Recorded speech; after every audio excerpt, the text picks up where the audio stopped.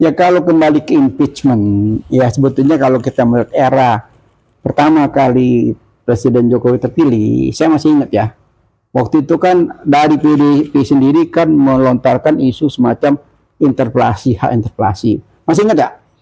Oneng. Masih ingat ya? Ingat. Begitu beliau menginformasikan tentang interpelasi, tenggelam mbak telan bumi. Tenggelam mbak telan bumi. Gitu. Bahasa saya meleot. Oh gitu. Bahasa kita berharap, nah ini berarti ini bagus nih. PDI yang mengangkat, PDI yang mengkritisi, itu kalau demokrasi kan bagus ya. Bagus. Nah kita sebagai LSMPs itu menyoroti perilaku politisi ini, wah kita angkat jempol, wah ini kalau gitu PDI ini bagus nih. Begitu ada kadernya mulai nyerempet-nyerempet yang apa namanya tidak menjalankan konstitusi, langsung ada mengusulkan interpelasi. Tapi wah begitu harapannya cuma sekedar aja, begitu hilang sampai sekarang nggak kelihatan lagi tuh. Ada apa sebetulnya, Pak? Saya menilai dari segi antara fungsi dan peran. Kelembagaan itu punya fungsi dan harus diperankan. Contoh DPR, fungsinya 3. Membuat undang-undang, legislasi namanya, mengawasi jalannya pemerintahan, controlling namanya, dan membuat budgeting, ya, kepada anggaran belanja negara. Fungsi ini terjadi disfungsional lewat fungsi-fungsinya yang tidak berfungsi. Saya udah buat buku ini, Bos. Jadi buku ini tidak bermaksud saya pamer-pamer, udah lama, 2013 saya bikin. Manifesto Revolusi Fungsional. Dari Manifesto Revolusi Fungsional ini, revolusi itu kan perubahan cepat. Nah, saya pakai istilah revolusi fungsional supaya fungsi-fungsi kelembagaan ini itu jalan. Termasuk presiden. Presiden juga punya fungsi. Menurut Undang-Undang Dasar 45, presiden fungsinya 4. 1, menjaga tumpah darah seluruh rakyat Indonesia. Jadi rakyat Indonesia nggak boleh ada yang dibunuh, nggak boleh ada yang dianiaya. Yang kedua, mensejahterakan umum seluruh rakyat Indonesia. Mestinya kagak ada yang nganggur, mestinya. Dulu janji dia membuka 10 juta lapangan kerja, yang datang Cina. Bagaimana orang Indonesia?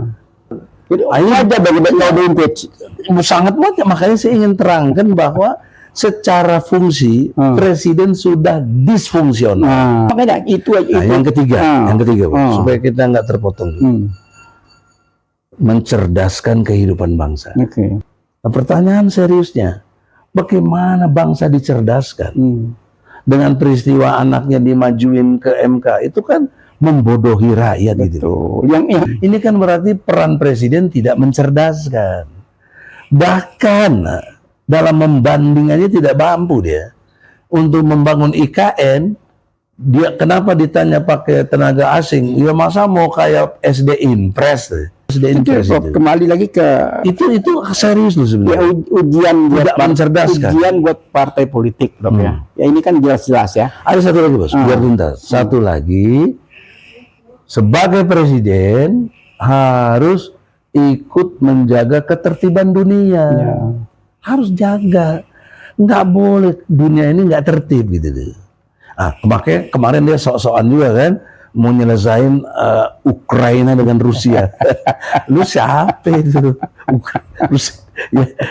Amerika NATO aja nggak bisa. Iya lagi ucluk-ucluk mengurusin Ukraina. Saya angkat tanya, saya tunjuk itu nyalinya apa nyalinya? Bukan nyali nggak tahu malu gitu loh.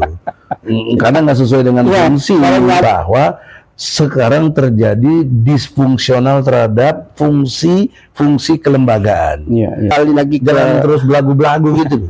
Kembali lagi ke masalah penegakan hukum, masalah konstitusi yang banyak sekali yang dilanggar, ya, masalah karut marut ya. Iya. Menumpuk masalah ini, pintu impeach itu sebetulnya terbuka nganga. Banyak.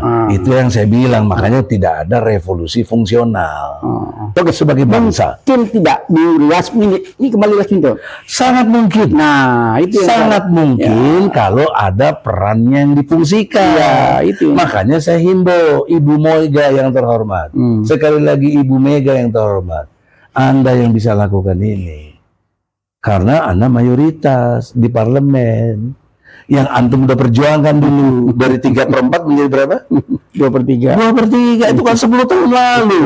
MK-nya masih si Mahfud itu. Ya, karena kita waktu itu melihat, Artinya sudah mungkin DPR dengan 2/3 bisa usulkan. ya, kenapa waktu Tidak lagi 3/4 ya, gitu kan? iya, waktu itu begitu 3/4 itu kita sebagai pemerhati politik ya, apa namanya, mengkritisi perilaku politisi, ya kita lewatnya nggak beres nih. Karena kalau 3/4 berlaku, impeachment satu hal yang mustahil. Mustahil dan mustahil. Maka kita berjuang di MK. Alhamdulillah melalui salah satu yang maju ke depan, sekjen saya, Dodi Rudianto, beliau ikut aktif untuk berjuang itu, berhasil memenangkan gugatan itu, jadi kembali 2/3. Arti kalau 2/3 sekarang ini kan Sangat mungkin kan. Nah, artinya apa? Perjuangan antum dengan sekjen antum sia-sia. belum. Enggak sampai detik ini. Kalau Megawati nggak bergerak, kalau orang-orang PDIP nggak bergerak, apa coba? Nah, insya Allah, Prof, akal sehat masih ada ya. Nah, Karena saya juga berdasarkan banyak retorika sih yang nggak tegas, nggak jelas gitu loh. Ya kalau ini, Prof, kalau saya lihat ini PDIP ini bukan partai kaleng-kaleng, ya kan? Bukan partai kecil, partai besar, kadernya luar biasa. Kemampuan untuk Mega mimpin itu saya tahu persis. Dari era Pak Harto, beliau itu berjuang. Nah, saat ini ujian yang berat buat beliau. Kemana beliau akan memilih?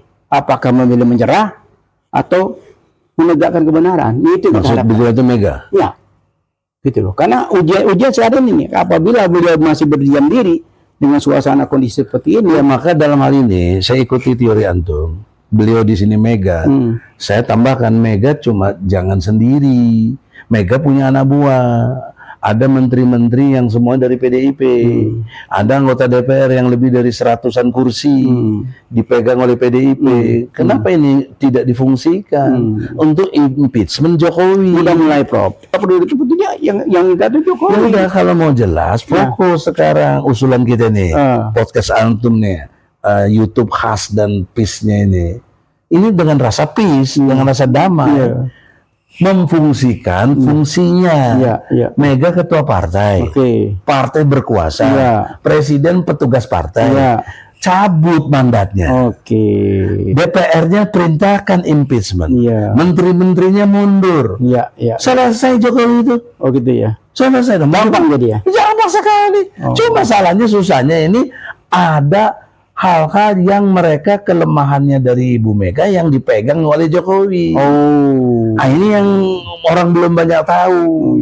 Dan Jokowi masih mampu menguasai ini. Bukan berani ngelawan. Itu dibocorkan, Pak? Atau mereka memang sepakat ini sandiwara aja. Oh gitu. Ya.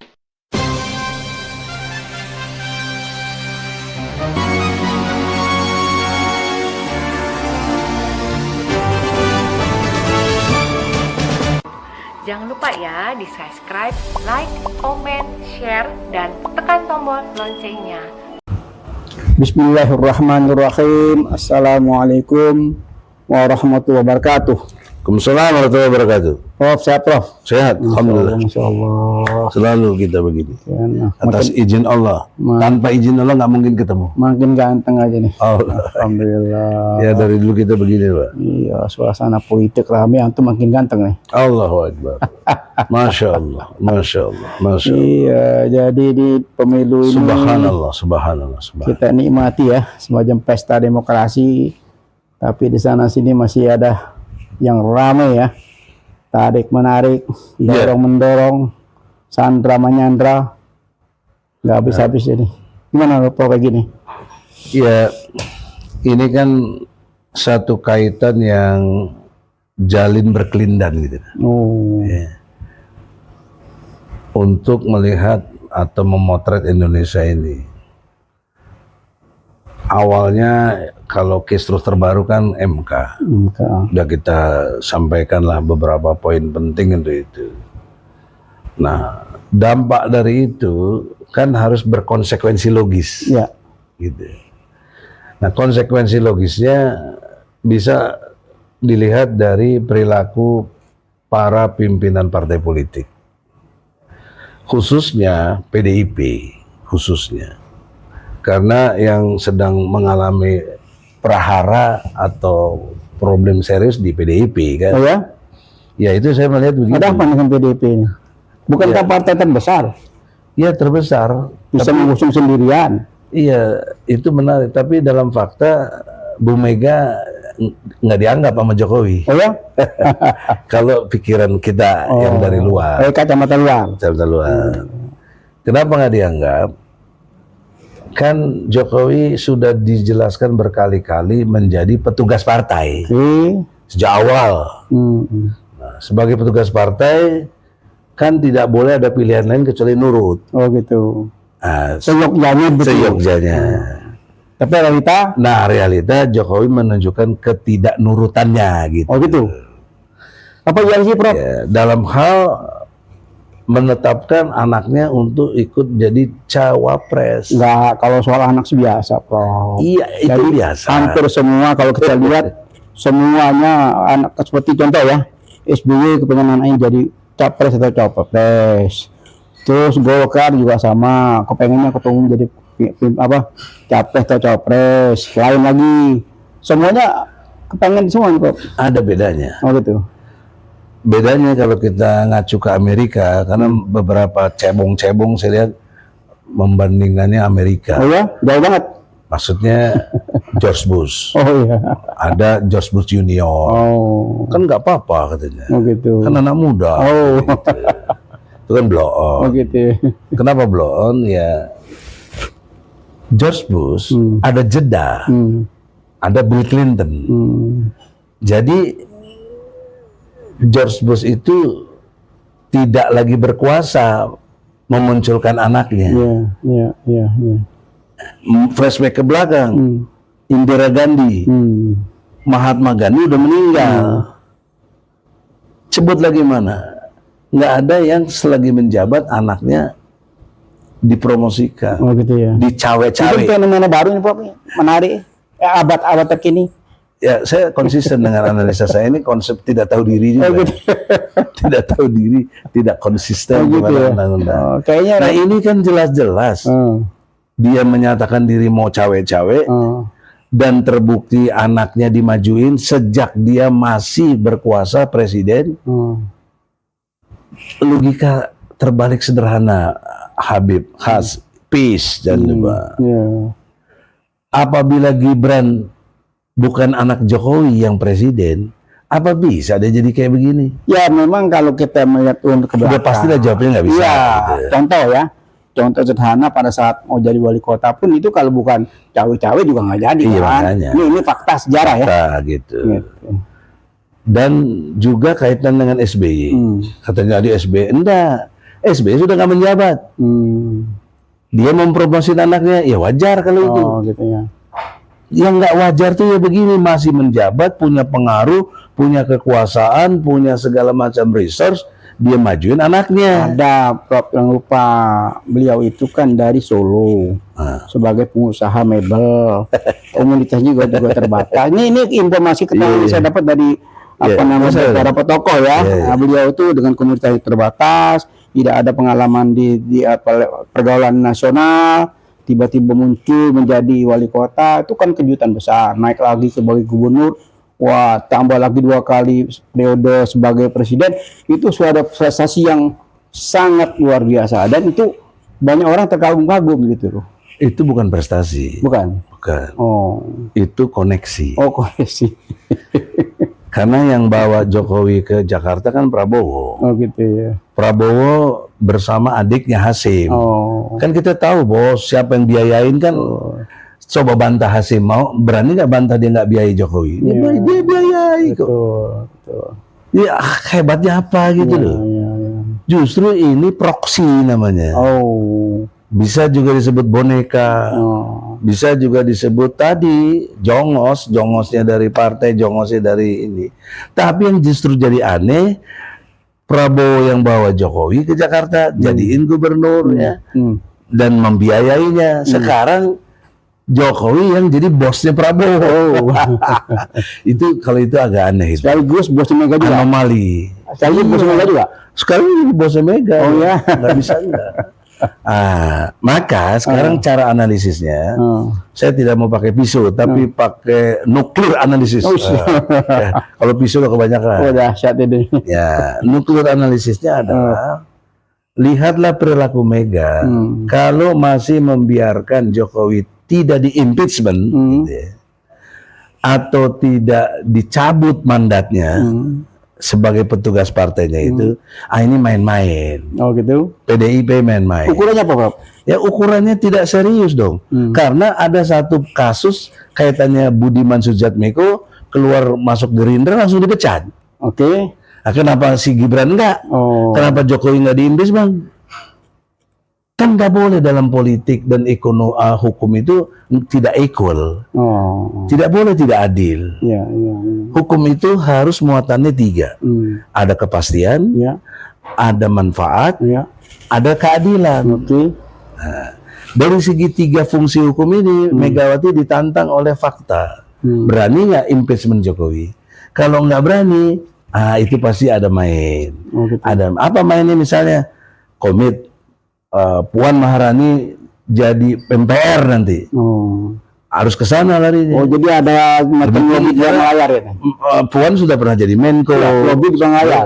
Belakang layar. Gitu. Ada main-main tertentu. Nanti sekian menteri dari PDIP harus bisa. Maka harus dibuktikan dengan 2 hal. Satu, sekarang menteri-menteri dari PDIP harus ditarik. Ya, Pramono Anung, Lasona Lauli, siapa lagi yang masih dari PDIP lah? Banyak habis, ada urusannya. Karena dia udah orang balelo, udah orang bahasa Hasto, udah pamitan, udah apa, kok masih dipakai juga itu. Tapi kalau jujur Prof, saya meragukan ya komitmen Hasto kan sudah bolak-balik ya. Waktu itu pernah dia bongkar tentang kasus food estate ya. Paham itu, tiba-tiba tenggelam lagi. Muncul lagi kasus lain lagi, tenggelam lagi. Nggak susah dipahaminya. Misalnya gini, kasus muncul, di-approach dong, udah lu jangan ngomong gitu deh. Ini sekian miliar, kan gitu. Bisa jadi. Gitu. Saya tidak menuduh, tapi itu bisa jadi. Gitu. Ya, misalnya yang paling nyata Harun Masiku kemana itu? Harun Masiku, PDIP, tanggung jawab kok. Kok bisa hilang sampai sekarang? Diduga udah dibunuh katanya. Kenapa tidak lakukan satu investigasi yang serius?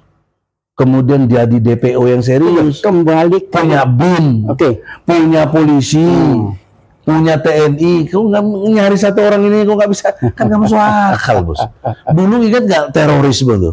Di lubang semut aja teroris ketangkep. Ini si Harun kagak, kemana si Harun? Itu kan KPK, Bro. Bukannya tugasnya PDI kan. Tetap, bos, dalam konteks hukum peran serta masyarakat tuh harus.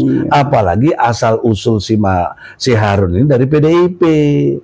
Udahlah, kita jangan pura-pura, kita sering analisis tuh pura-pura bau-bau. Kalau kita bahasa-bahasa yang nggak jelas gitu. Iya, lihat kenyataan Bro ya. Kenyataan kita melihat sendiri ya.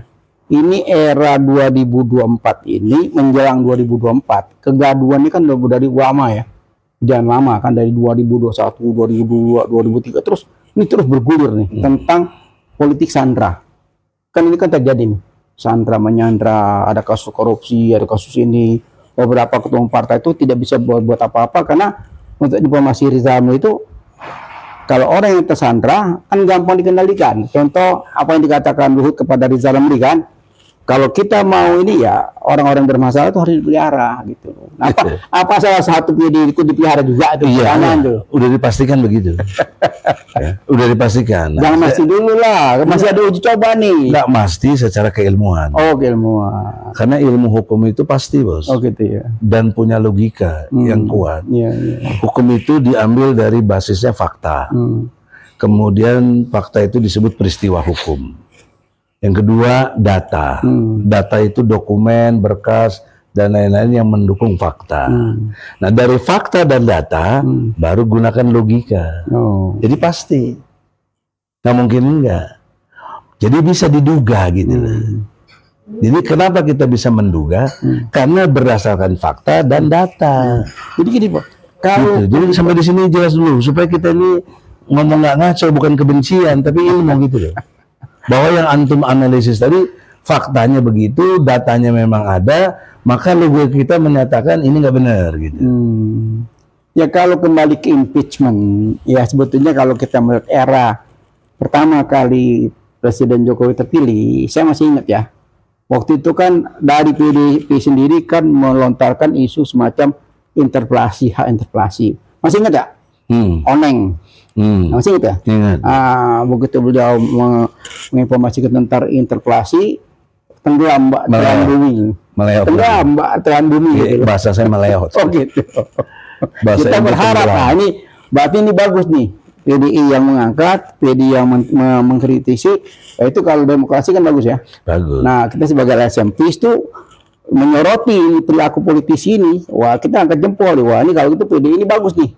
Begitu ada kadernya mulai nyerempet-nyerempet yang apa namanya tidak menjalankan konstitusi, langsung ada mengusulkan interpelasi. Tapi wah begitu harapannya cuma sekedar aja, itu hilang sampai sekarang nggak kelihatan lagi tuh. Ada apa sebetulnya, Bu? Saya menilai dari segi antara fungsi dan peran. Kelembagaan itu punya fungsi dan harus diperankan. Contoh DPR, fungsinya 3. Membuat undang-undang, legislasi namanya, mengawasi jalannya pemerintahan, controlling namanya, dan membuat budgeting, ya, kepada anggaran belanja negara. Fungsi ini terjadi disfungsional lewat fungsi-fungsinya yang tidak berfungsi. Nah, ketidakberfungsian ini namanya tidak berperan. Si fulan anggota DPR tahu fungsinya, tapi tidak memerankan. Saya udah buat buku ini, Bos. Jadi buku ini tidak bermaksud saya pamer-pamer, udah lama, 2013 saya bikin. Manifesto Revolusi Fungsional. Wah, ini nanti masih muda nih. Oh iya. Fotonya nih. Ya, kurang lebih 10 tahun lalu. Wah, ini menarik ini sih, pasti menarik ini. Iya, sangat Dokumennya ada berapa halaman nih? Atau 500 apa ya? Tapi yang jelas 500 halaman, hampir 600. Waduh. Nah ini bukunya ini udah kuning-kuning, udah tua. Mudah-mudahan masih ada beberapa nih saya tertarik ini, Prof. Mau dipelajari lebih dalam. Iya. Dan di dalam teori manifesto revolusi fungsional ini, revolusi itu kan perubahan cepat. Dari satu kondisi ke kondisi lain itu mesti cepat, itu namanya revolusi. Dan kalau bertahap evolusi. Ya, itu kena kan. Kalau reformasi itu nggak semua direform, kan begitu. Kalau revolusi berubah total dari yang tidak baik jadi baik. Nah, saya pakai istilah revolusi fungsional supaya fungsi-fungsi kelembagaan ini itu jalan. Termasuk presiden. Presiden juga punya fungsi. Menurut Undang-Undang Dasar 45, presiden fungsinya 4. 1, menjaga tumpah darah seluruh rakyat Indonesia. Jadi rakyat Indonesia nggak boleh ada yang dibunuh, nggak boleh ada yang dianiaya, nggak boleh di luar negeri di mana jadi TKI, jadi TKW diganggu atau mau dihukum mati. Pemerintah harus tanggung jawab. Contoh Filipina tuh, ada TKI-nya tenaga kerja Filipinanya mau dihukum mati. Turun waktu itu Cory Aquino tuh, saya ingat, langsung menyelesaikan lobby ke negaranya di sana dan ada jalan keluar. Nah, kita mana banyak TKI TKW yang mati, yang dihukum segala macam, tapi nggak ada fungsi penjagaan dan pengawasannya dari rejim pemerintahan itu, nggak ada gitu loh, Bos. Nah, yang paling terbaru misalnya Palestina dihabisi, bahkan ada rumah sakit Indonesia juga mau dibombardir gitu kan. Dan yang pasti sudah banyak yang dibombardir, rakyat tak berdosa. Kita punya komitmen dengan Palestina dari segi keimanan maupun kenegaraan. Keimanan kita sama-sama iman kepada Allah, ya, orang-orang Islam, orang beriman kan bersaudara. Nah, kemudian secara kenegaraan kita ada hubungan diplomatik. Kepada Israel nggak ada. Kenapa Jokowi sebagai panglima, Pak Jokowi panglima tertinggi dari angkatan darat, angkatan udara dan kepolisian itu, atau angkatan bersenjata yang punya hak untuk menyatakan perang di pasal 10, pasal 11, pasal 12 UUD 45, kok tidak memperingati Israel jangan main-main dengan Palestina. Dia saudara kami, dia satu bangsa yang merdeka. Kau yang mencaplok tanahnya Palestina sejak tahun 1948. Mana nota protes Jokowi itu mana? Prof, kembali ke Jadi dia tidak menjaga tumpah darah. ini kembali masalah Palestina. Ini masalah dunia yang luar biasa. Saya kepengen satu episode khusus kita bahas tentang Palestina. Oke, itu lupakan lah ya. Nah, bukan lupakan. Kita akan bahas secara detail ya, tentang Palestina ini, karena itu menjadi concern juga kita ya. Oke, sekarang kita bicara fungsi dan peran aja. Fungsi dari dan presiden, peran, yaitu yang kedua. Yang kedua, mensejahterakan umum seluruh rakyat Indonesia. Mestinya kagak ada yang nganggur, mestinya. Dulu janji dia membuka 10 juta lapangan kerja, yang datang Cina. Cina yang pada datang. Betul. Bagaimana orang Indonesia? Masa ngurusin sikat-sikat lantai aja pakai tenaga kerja dari Cina. Dan itu pun diduga tentara merahnya. Karena datang sini cepak-cepak rambutnya dan punya kualifikasi. Kita khawatir satu saat seperti di Tibet, di Angola, ya, yang sudah terpengaruh negaranya kena hutang atau jebakan hutangnya itu, sehingga diambil oleh China. Berarti rezim ini sangat memprihatinkan, Bro. Sangat. Ayo aja Sangat banget. Makanya saya ingin terangkan bahwa secara fungsi presiden sudah disfungsional. Kalau konteks imam dalam konteks sholat, Jokowi ini udah mencret gitu loh. Buang angin aja udah harus diganti, ini mencret nggak diganti. Ya, banyak kali kesalahan. Kembali lagi ke tadi kan. Ini sebenarnya fokus nih tentang mensejahterakan uang. Dilihat juga dari pasal 33 ayat 3. Bumi, air dan segala kekayaan alam yang terkandung di dalamnya dikuasai oleh negara dan diperuntukkan untuk semakmur-makmurnya rakyat. Bumi, air dan segala. Segala itu apa? Di dalam ini bumi ada minyak, ada kelapa sawit, ada emas, ada batu bara, ada nikel, ada apa lagi coba sebut? Banyak kali sumber daya. Dan 1 gram emas, 1 gram, 1 juta, Bos. Prof ngomong tentang rakyat. Iya. Saya mau berbalik ya. Orang yang mengusung, orang yang menjadikan beliau sebagai presiden, ya, orang yang semua tahu, dunia tahu bahwa Megawati punya jasa besar terhadap Jokowi. Sekarang banyak sekali usut yang teriak-teriak bahwa si maling kundang dan segala macam. Bahkan terakhir ini dia terang benderang dia mengusung putranya, ya, sebagai wapres dan lewat jalur partai lain. Sementara ini jelas-jelas kader PDIP. Nah, itu saja tidak diperhatikan. Apalagi kita ngomong soal rakyat, Bro. Jauh banget dari api. Ya, saya tidak analisis begitu. Ya, ini kan kalau kita analisis saya, buku saya ini membahas tentang mestinya ada revolusi fungsional. Ya, iya kalau kamu saya ingin terangkan Jokowi itu dari 2 fungsi yang harus dikerjakan dia nggak jalan. Iya, makanya itu. Yang ketiga, supaya kita nggak terpotong. Mencerdaskan kehidupan bangsa. Mencerdaskan kehidupan bangsa. Itu perintah undang-undang, Bos. Ada di alinea keempat, pembukaan Undang-Undang Dasar 45. Nah, pertanyaan seriusnya, bagaimana bangsa dicerdaskan? Dengan peristiwa anaknya dimajuin ke MK, itu kan membodohi rakyat. Gitu. Yang anehnya, udah kita bahas itu kan. Jadi di sisi lain pelajaran agama diganti dengan budaya. budi pekerti.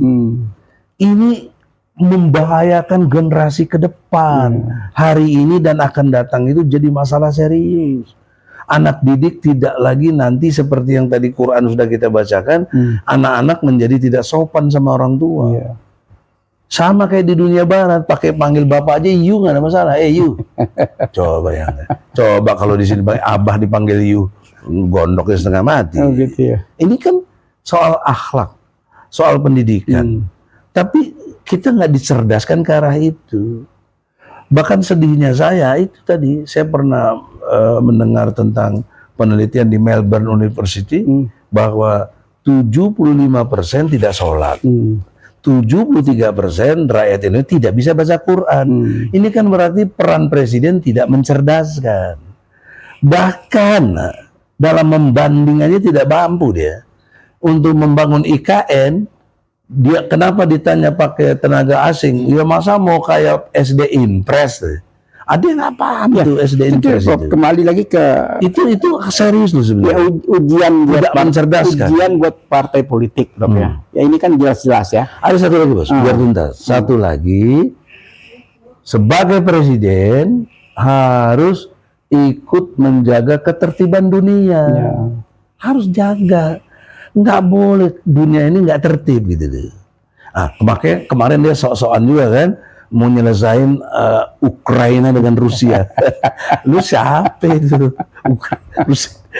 Ya, Amerika NATO aja nggak bisa. Gitu. Iya lagi ucluk-ucluk mau ngurusin Ukraina. Saya katanya saya itu nyalinya apa nyalinya? Bukan nyali nggak tahu malu gitu loh.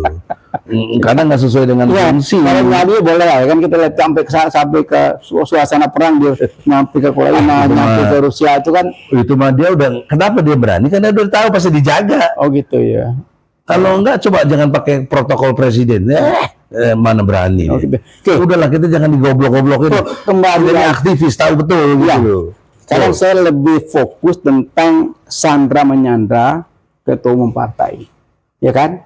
Sekarang menjadi fakta sejarah, ya kelihatan sekali bahwa beberapa ketua umum partai itu yang tersandra sampai sekarang tidak bisa berbuat apa-apa. Nah sekarang banyak wacana yang kita lihat beberapa hari ini, apalagi pengamat yang cukup senior ya, EF itu menyebutkan bahwa kondisi bangsa ini dalam kondisi tidak baik-baik saja. Beliau ngomong begitu tajam karena merasa kapal ini akan tenggelam gitu loh. Dia sebagai rakyat yang ada di kapal ini, mau nggak mau dia harus berteriak gitu loh. Karena menyampaikan, karena ya dia tidak mau ikut tenggelam bersama-sama gitu loh. Mungkin Prof sama nggak dengan pendiriannya EF itu? Saya lebih dulu dari EF. Oh gitu. Saya lebih senior. Oh gitu. Lebih tahu, lebih jadi aktivis duluan. Bukan saya merasa ini bagus, nggak ada ininya the best lah. Tapi kalau konteks tadi ditanyakan apa sama, saya udah lebih dulu. Ya. Saya jadi aktivis sejak tahun 1979, bro. Saya ngerti. Udah 40 tahun lalu. Ya, tahu apa saya. Jadi konteks persamaan itu mungkin ngikutin kita gitu loh. Bukan konteks impeachment tadi. Jadi yang saya tanpa EF maksudnya. Tanpa EF, saya udah ngerti betul bahwa saya udah bikin buku nih. EF belum ada 2013 untuk bikin buku apa dia bikin? Enggak ada. Saya belum pernah lihat. Jadi jauh-jauh sudah saya bicarakan bahwa sekarang terjadi disfungsional terhadap fungsi kelembagaan. Nah, kelembagaan DPR tadi 3 lumpuh. Nggak ada yang bisa mengontrol jalannya pemerintahan. Jokowi ijazah palsu aja nggak berani DPR sekalipun bicara. Oke, MK lumpuh. KPK, KPU, apa lagi sebelum? Nah, KPU masih penuh harapan gitu. Ya enggak lah, kita kan tahu siapa ketua KPU, siapa yang diangkat. Janganlah Prof. Ya, ini fakta begini bos, teori ini teori. Kan saya bicara teori, teori. Nggak menuduh. Teori mengatakan kalau orang yang diangkat tidak berkualifikasi objektif, tetapi justru subjektif, maka subjektivitas itulah yang terjadi. Iya. Ini kan dipilih karena dianggap mesti nurut, nggak boleh nggak nurut. Suruh bikin A, suruh hapus ini, hapus bisa. Kalau ngomong itu Prof, memang dari awal beliau terpilih, ini udah bikin kacau. Udah bikin kacau, bos. Tuh, belum apa-apa dia. Bawaslunya, DKPP-nya juga jadi ramai kan? Iya. Iya, Saya pernah pengalaman gini, pengalaman saya pernah mendaftar, mencalonkan diri betul-betul untuk ketua KPK. Karena saya lihat waktu itu ketua KPK hebat kali ini bisa gini. Saya daftar, saya bertarung. Waktu itu presidennya SBY. Ya, yang menjadi panitianya Menteri Menkumham, Patrialis Akbar. Masuk penjara di kita. Soal juga. Jadi waktu tahap pertama lolos saya persyaratan. Nah, tapi tahap kedua ketika wawancara saya ditanya kalau nanti jadi ketua KPK apa yang Anda mau kerjakan? Yang saya mau kerjakan satu, periksa SBY. Karena ikan busuk dari kepala. Langsung jadi dipotong. Ya kagak lolos. Nah itu loh, Bos. Itu saya maksud kualifikasi objektif. Nggak terjadi. Nah kepada ketua KPU Galakan sih Prof. ya bukan soal galak. Ini kan ilmu, ini kan teori, Bos. Ilmu itu galak, kamu sih ada kalem dikit. Islam itu mengajarkan ilmu imamu amal. Gitu. Ilmu itu yang memimpin amal Tapi kita. nggak bisa Prof, bisnis beda. Masa kita jadi berubah nggak Islam? Bukan. Saya nggak mau, saya ngelawan aja udah. Beda dikit. Tahu-tahu kan nggak kepake. Jadi Misalkan saya nyambal lagi DPR nih. Nanti kalau ada yang jegal lagi ya sudah Allah lah ya, Bos. Yang penting saya sudah clear secara niat dan iman kita. Ya Allah, saya mau berbuat. Kalau saya digini-gini ya engkau lah, engkau yang memutuskan mau gimana. Betul. Tapi kita nggak boleh menyerah karena keadaan itu, Bos. Kita harus berperan sesuai fungsi. Nah, jadi fungsi presiden, fungsi DPR itu sangat strategis di Indonesia. Bahkan menurut pasal 5 ayat 1, Jungto pasal 20, Jungto pasal 21 UUD 45, fungsinya itu dia membuat undang-undang. Ya, membuat undang-undang ada di tangan presiden dan DPR. Kalau presiden yang usulkan, DPR menyetujui. Kalau DPR yang mengusulkan, presiden menyetujui. Jadi 50-50 kekuatannya. Tapi fungsi ini nggak jalan. Misalnya Omnibus Law, DPR kalah terus. Bahkan Omnibus Law itu oleh MK sudah menyatakan nggak benar, harus dikoreksi dalam waktu 2 tahun, diperbaiki. Tapi nyatanya presiden bikin perpu. Ini kan melecehkan namanya. Tapi nggak berani DPR mengimpeachment. Nah, ini kan judul kita impeachment. Berani nggak sekarang kira-kira? Nggak berani. Masih nggak berani? Nggak berani. Padahal udah tinggal mau habis, Pak. Kalau makanya kata kuncinya di PDIP. Ada teman saya tuh Adian, jangan sok-sok belagu kok ini aktivis 98 segala macam. Sekarang kok ngadapin kayak gini. Berani nggak kok? Berani. Kalau berani bikin dong gerakan ini. Kelihatannya gitu kelihatannya. Iya. Jangan omdok. Gitu ya. Kita tahu lah dulu aktivis itu. Gembelnya aja saya tahu. Jadi gini, Prof. Ingat gembelnya aja saya tahu. Kembali lagi ke jalan terus belagu-belagu gitu. Kembali lagi ke masalah penegakan hukum. Masalah konstitusi yang banyak sekali yang dilanggar. Ya, masalah karut-marut, ya. Menumpuk masalah ini, pintu impeach itu sebetulnya terbuka nganga. Banyak.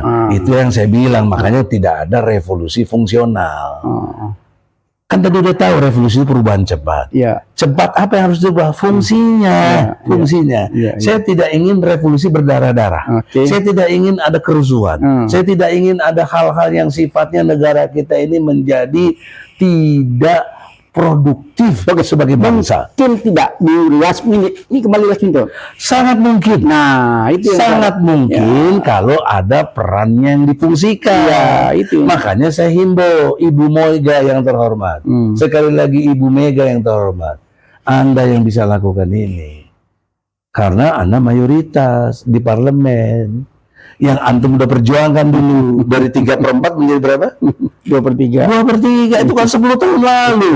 MK-nya masih si Mahfud itu. Ya, karena kita waktu itu melihat, Artinya sudah mungkin DPR dengan 2/3 bisa usulkan. ya kenapa waktu Tidak lagi 3/4, Iya, gitu kan? iya, waktu itu begitu 3/4 itu kita sebagai pemerhati politik ya apa namanya mengkritisi perilaku politisi, ya kita lewat ini nggak beres nih. Karena kalau 3/4 berlaku, impeachment satu hal yang mustahil. Mustahil dan mustahil. Maka kita berjuang di MK. Alhamdulillah melalui salah satu yang maju ke depan, sekjen saya, Dodi Rudianto, beliau ikut aktif untuk berjuang itu, berhasil memenangkan gugatan itu, jadi kembali 2/3. Arti kalau 2/3 sekarang ini kan Sangat mungkin kan. Nah, artinya apa? Perjuangan antum dengan sekjen antum sia-sia. Enggak sampai detik ini. Kalau Megawati nggak bergerak, kalau orang-orang PDIP nggak bergerak, apa coba? Nah, insya Allah, Prof, akal sehat masih ada ya. Nah, Karena saya juga berdasarkan banyak retorika sih yang nggak tegas, nggak jelas gitu loh. Ya kalau ini, Prof, kalau saya lihat ini PDIP ini bukan partai kaleng-kaleng, ya kan? Bukan partai kecil, partai besar, kadernya luar biasa. Kemampuan untuk Mega mimpin itu saya tahu persis. Dari era Pak Harto, beliau itu berjuang untuk membesarkan partai itu begitu dahsyatnya.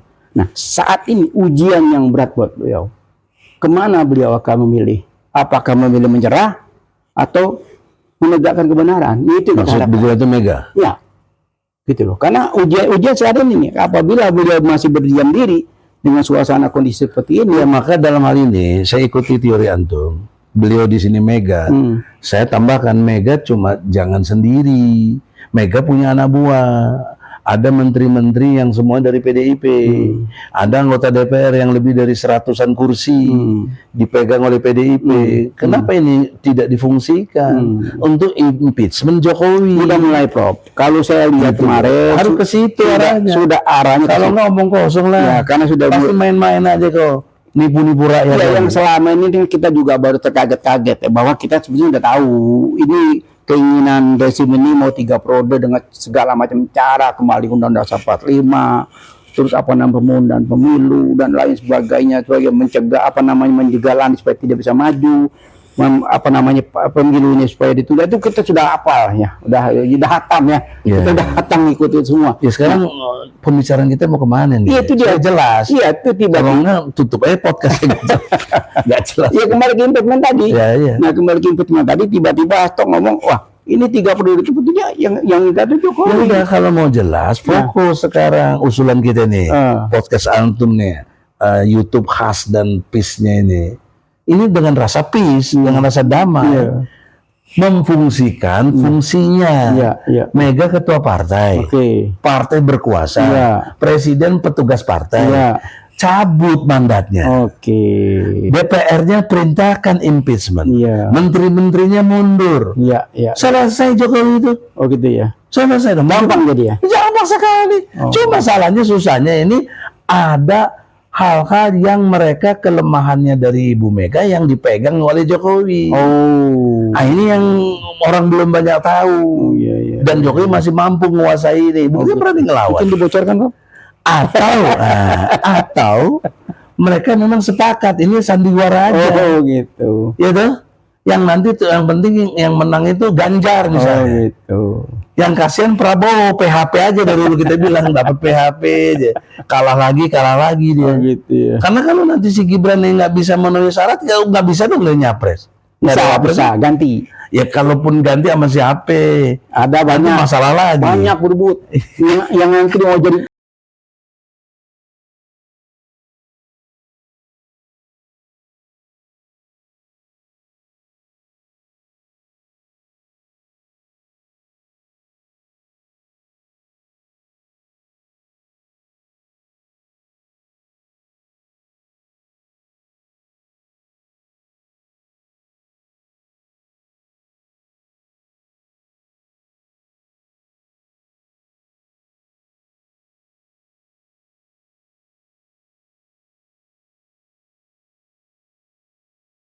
mesti ada surat putusan pengadilan yang nggak pernah kena hukum.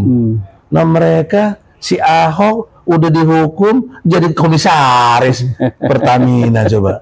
Itu kan jahat gitu loh, Bos. Kita diperlakukan Saya tahu aja perlakuan Bukan tahu aja. Kita justru kasih tahu rakyat bahwa kelakuan gini tuh dibenci sama Allah. Iya, ini dua. Kabur maqtan indallahi antakulu malataf'alun. Jadi bagi orang yang ngomong tapi nggak dikerjakan, Allah benci kepada orang yang ngomong doang. Nah, itu surat As-Saff ayat 3. Jadi karena itu saya sebagai pakar dari PKS juga mengingatkan bangsa ini untuk betul-betul kita ini ada perubahan tapi damai. Bagaimana caranya berubah dengan damai? Tidak ada kerusuhan dan lainnya. Ini fungsional, revolusi. Dan saya tidak cuma omdo, saya ada teorinya, saya udah bikin. Ini namanya naskah akademik. Itu dibedah, Prof. Akademik. Dibedah dulu biar pada ngerti. Tapi ya susah belum kita lebih kalah sama duit, fulus. Antum bikin buku nggak dibedah-bedah aja nggak tahu. Udah, Bos, dulu. Udah ya. Iya. Dulu. Iya, kan udah lama buku ini. Tapi akhirnya begini. Mesti dibedah ulang. Jauh sebelum Jokowi jadi presiden. Oh gitu. Makanya orang nggak ngerti. Ya itu makanya. Nah sekarang diingetin lagi antum. Podcast peace, ya kan? Nah ini peace-nya. Ya kita perhatiin Bapak ya. Bagaimana situasi. Belum lagi buku yang satu lagi. Ini buku satu lagi ini. Saya ingatkan pengaruh Amerika. Setiap presiden yang mau jadi presiden, saya ingat itu termasuk Amin Rais juga ke Amerika. Ke Amerika. Di sini buku saya, ini yang depannya udah dicopot ya. Ini buku saya ini. Apa judulnya? Judulnya pakai tanda tanya ya.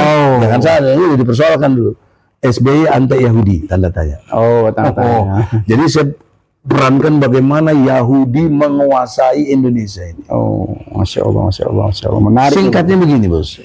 Amerika adalah Yahudi kecil. Atau Israel kecil. Israel itu sebenarnya Amerika kecil. Amerika Israel besar. Amerika itu Israel besar. Israel Amerika kecil. Makanya dia sekarang walaupun berbuat nggak benar tetap didukung Amerika. Nah, sayangnya kita ukuran kita apa? Freeport. Lihat Freeport. Sampai hari ini masih dikuasai Amerika. Padahal emas kita luar biasa, Bos. 1 gram aja tadi saya bilang 1 juta. Berapa juta ton kita punya emas dari tahun 1962. Berapa triliun loh. Kalau 1 gram 1 juta, 1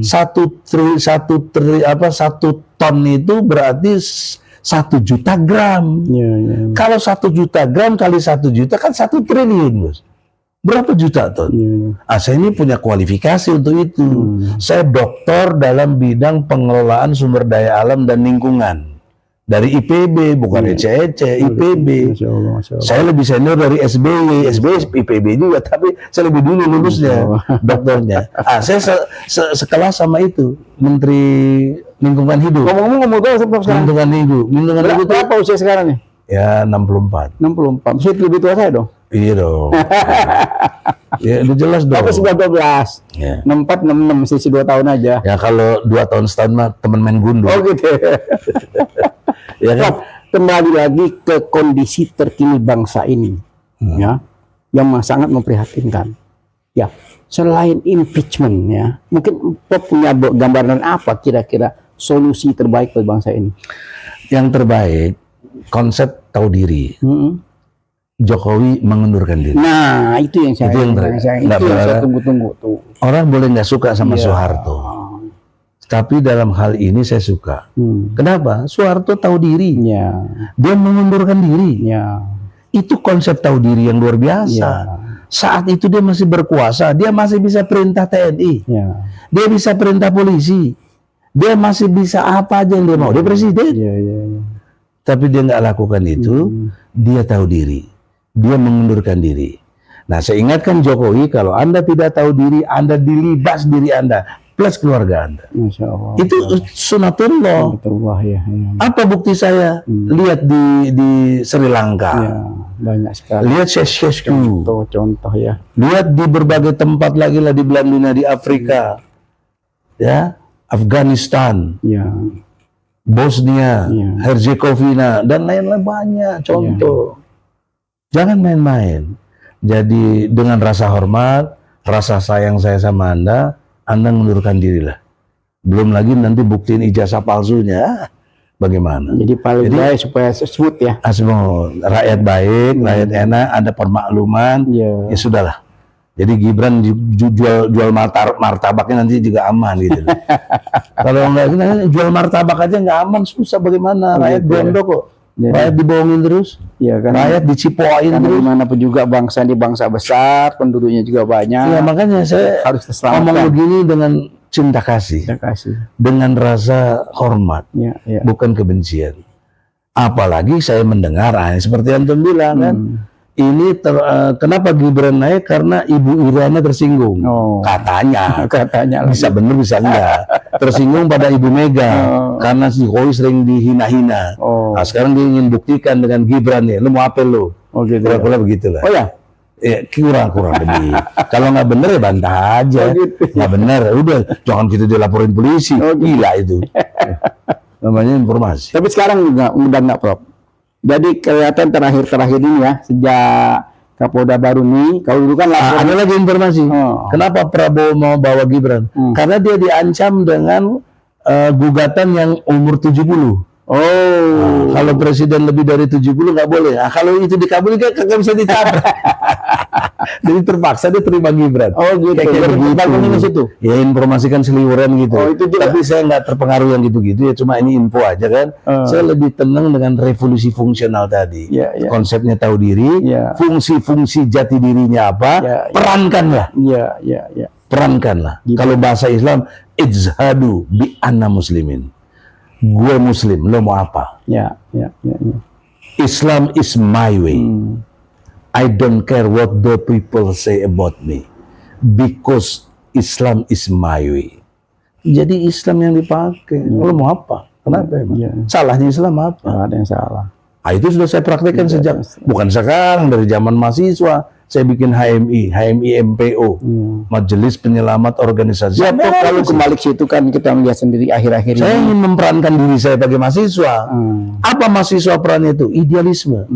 Mahasiswa itu penggerak, pelopor. Mahasiswa itu tidak tunduk patuh kepada keadaan yang ada. Dengan idealismenya, dengan kekuatan keilmuan yang dia punya, dengan rasa kebersamaannya, dia bisa merubah keadaan.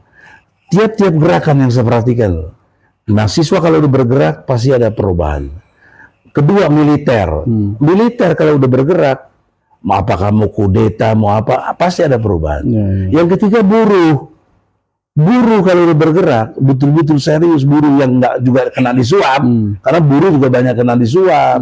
Ya, kita lihat aja yang ada sekarang, kan ada pecah-pecah, ada partai buruh, partai ini. Diduga pastilah ada fulus-fulus itu loh, yang mulus-mulus itu loh. Nah, oleh karena itu, tiga hal gerakan ini, buruh, mahasiswa, militer. Nah, coba bersatu sekarang ini. Tambah lagi kalau di Indonesia, pondok pesantren. Mirip, Prof, Nah, sekarang. pondok pesantren ini nggak pernah dihitung. Karena semuanya tuturut monding wae cek Sunda, Bang. Oh gitu ya. Ya, kita lihat video terbaru kemarin. Ada seorang Habib dikasih amplop oleh Gibran. Ya kita nggak sebut lah. mudah-mudahan. Amplopnya di pura-pura ngakli pasin sini gitu. Mudah-mudahan Gimana emang bergerak begitu? Masya Allah, Masya Allah. Aduh, ini bisik-bisik politik kenegaraan sekaligus dengan Impeachment Prof. jangan lupa aja. Segera. Kalau nggak mengundurkan diri. Iya, dengan Prof. Egy Sujana ini semakin hangat, semakin tajam nih. Bisa 2-3 jam kita Prof bicara nih. Iya. Terima kasih. Semoga ini anugerah dari Allah lah. Gitu ya. Lidah nggak keluar aja udah anugerah, Bos. Banyak orang ngerti, profesor dokter banyak, bahkan jenderal banyak, tapi lidahnya keluh. Oh gitu ya. Kenapa banyak makan haram? Oh gitu ya. Pasti banyak haram yang dimakan. Iya, Jadi nggak berani bicara. Iya, iya. YouTuber banyak, tapi nggak berani seperti itu. Kalau nggak itu nggak datangin kita, mau ngapain? Anda cuma berpegang satu aja. Ul haq walau kana murrun. Nah, itu karena ente nggak makan haram. Kalau ente makan yang haram, nggak bisa. Kayak anjing. Insya Allah mudah-mudahan. Lidahnya dijulur kan. Allah selamatkan kita daripada yang Saya mau kasih satu pesan moral ya. Dari Al-Quran ini. Kan untuk konteks supaya kita terjadi perubahan kan. Nah, di dalam konteks ini Allah mengingatkan bos. Saya sih lebih senang peringatan kalau orang sok intelektual ya, pakai referensi ini, referensi apa itu udah lewat, buku-buku udah, saya juga bisa bikin buku udah lewat itu. Tapi referensi yang menarik di sini ya Allah bahas dalam surat Al-A'raf, surat Al-A'raf ayatnya 176, Al-A'raf ayat 176 ya. Dan sekiranya kami menghendaki, niscaya kami tinggikan derajat mereka. Masya Allah. Tinggikan tuh dengan ayat-ayat itu. Tetapi dia cenderung kepada dunia. Itu tadi makan uang haram, cenderung kepada dunia dan mengikuti keinginannya yang rendah. Mengikuti keinginannya yang rendah. Maka perumpamaannya seperti anjing. Anjing itu disebut. Ya. Jadi perumpamaannya seperti anjing. Jika kamu menghalaunya, ya, dijulurkan lidahnya. Dan jika kamu membiarkannya, ia juga menjulurkan lidahnya juga. Demikianlah perumpamaan tuh. Allah pakai istilah itu. Perumpamaan orang-orang yang mendustakan ayat-ayat kami, maka ceritakanlah kisah-kisah itu agar mereka berpikir. Nah sekarang saya udah ceritain nih lewat podcast Anda. Saya perintah Allah loh. Ceritakanlah. Boleh bahasa sekarang viralkanlah. Ya dong, YouTube-kanlah. Dulu kan nggak ada YouTube. Tapi Allah bilang ceritakan. Saya ceritakan. Banyak orang pakai dasi, gagas, nggak pakai sorban kiai, tapi anjing. Anjing dia.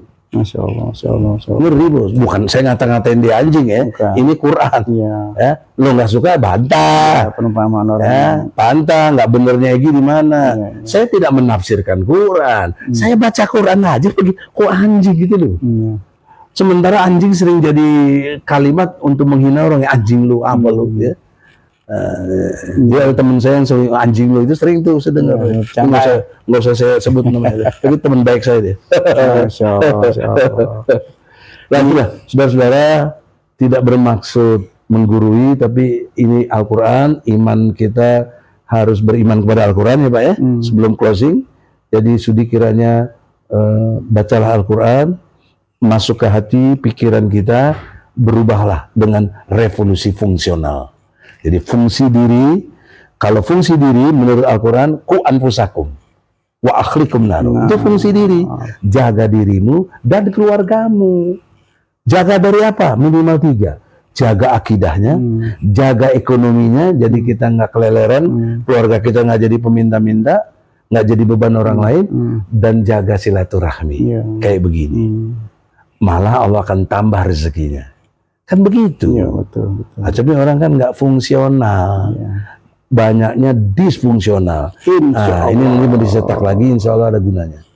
Insya Allah dengan bisik-bisik politik kenegaraan, ya, plus tausiah dari Prof. Egy Sujana yang sangat mendalami tentang agama. Ini luar biasa, ahli hukum, ahli agama, ahli politik. Wah, beliau ini segudang. Ya perlu kita ajak diskusi, kita gali terus keilmuannya, kita sampaikan kepada publik melalui podcast. Insya Allah bermanfaat gitu loh. Karena apa? Kalau kita tidak gali, tidak kuat ilmu beliau.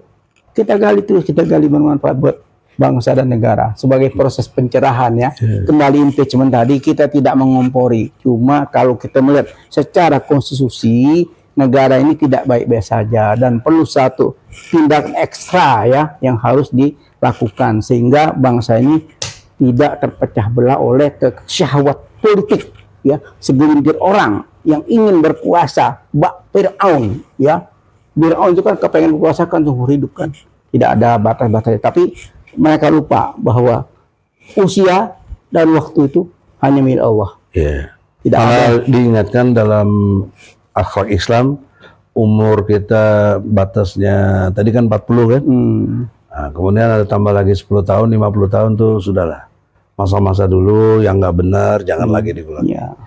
Dan lebih jauh itu tadi disebut Firaun, prototip Firaun itu ada 7. 1 berbuat sewenang-wenang, 2 menindas, 3 membunuh, 4 memecah belah rakyatnya, kemudian kelima membuat diskriminatif, keenam membuat kerusakan, yang ketujuh Firaun itu berserta bala tentaranya berlaku sombong. Ini ada di surat Al-Qasas. Al-Qasas ayat 4 dan ayat 39. Jadi kalau prototip sekarang seperti Firaun cocok. Karena 7 hal itu terjadi. Menindas, memecah belah, ada cebong, kampret segala macam itu. Ini kan refleksi dari politik Firaun yang berkait dengan surat Al-Qasas. Tadi ayatnya ayat 4. Nah, bagaimana ini ada perubahan? Praktekin ayat 5-nya. Apa ayat 5-nya? Itu Allah mengingatkan, hei kalau kalian merasa tertindas, bangkitlah. Bangkitlah. Karena kalau kalian tidak merasa tertindas, kalian nyaman dengan sistem yang saya gini, nggak mungkin ada pergerakan. Pasti disfungsional gitu.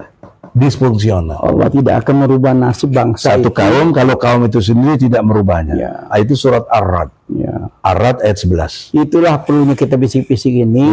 Salah Quran jadi bicara. Ini ngaku partai Islam nggak pernah kutip Al-Quran. Salah satu ngaku capres dari Islam juga nggak pernah kutip ayat salah Quran. satu Khawatir gitu loh.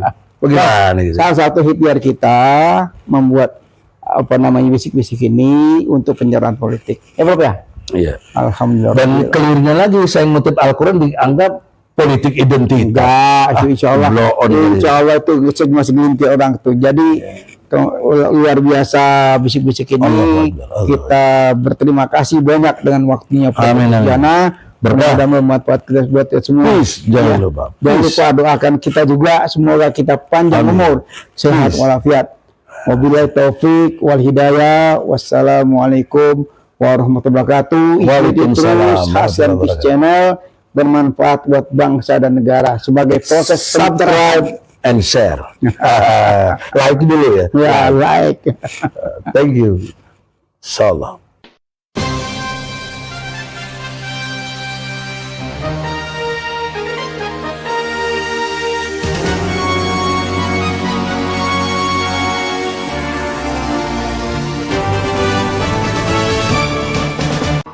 Jangan lupa ya di subscribe, like, komen, share, dan tekan tombol loncengnya.